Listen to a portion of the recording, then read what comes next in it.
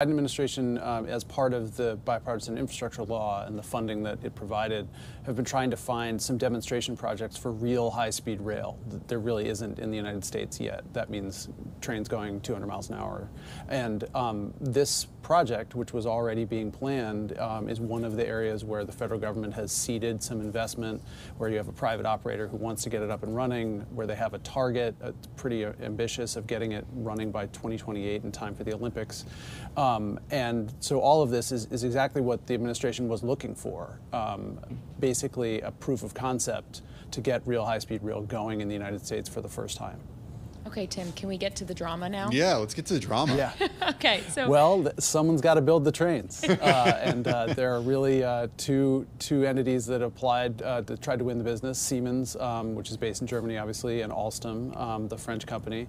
They both have outposts in the United States because they make and overhaul trains for commuter services and subway lines. Neither one of them is building a true high-speed train in the United States yet. Brightline ultimately selected Siemens, and it has said that they're going to move forward and have Siemens build 10 brand new high-speed trains. Alstom has sued the federal government, basically trying to block the waiver of the Buy America rules, which restrict whether you can use federal money to pay for something that wasn't made and assembled in the United States. So Alstom is basically saying Brightline should have gone with them because they're closer to having a high-speed train that could be produced and run on these tracks between California and Vegas.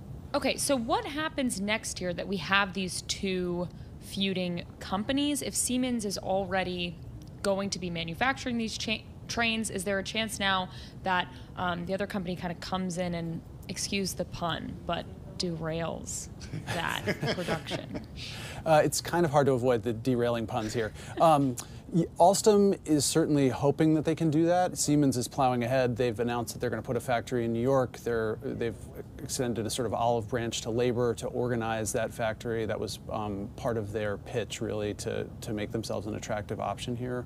But yeah, Siemens is going to move ahead and just try to continue with the designing and building of these trains.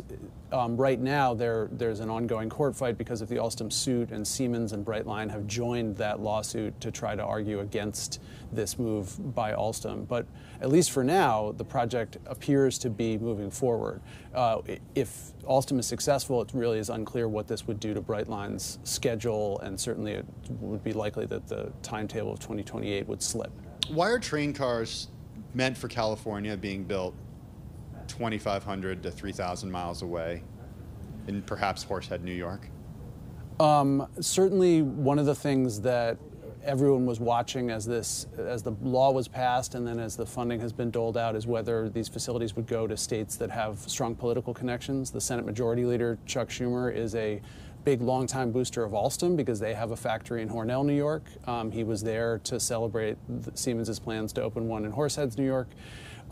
Siemens has also said that there were site advantages to this place in New York State that they've selected. That it would be easier to get a factory up and running quickly to make these trains and deliver them according to the Brightline timetable.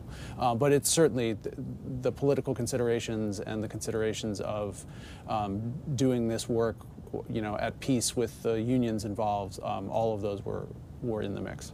If all goes well, what should Americans actually expect the experience on the Brightline West to be like on a high-speed train? I know a lot of Americans actually might not be familiar with what that is like because we don't have a lot of those.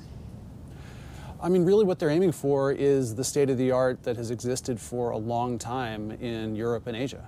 And that would be a train going, the Siemens model, they say, will be able to hit 220 miles per hour, which is far faster than the Acela goes, even in short stretches here on the East Coast, and is unheard of anywhere else in the U.S. The goal would be for it to be a significant service on par with what you would get riding the trains in Western Europe and all over in Japan and China.